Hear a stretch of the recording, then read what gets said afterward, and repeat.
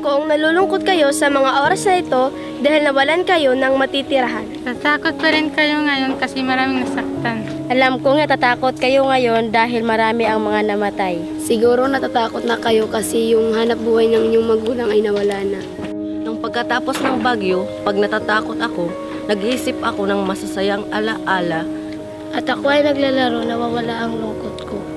Mawawala ang lungkot ninyo kapag kayo sumayaw at kumanta. Dapat kayong maging malakas.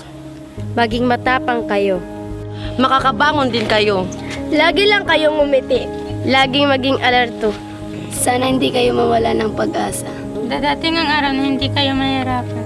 Sama-sama tayong maging malakas.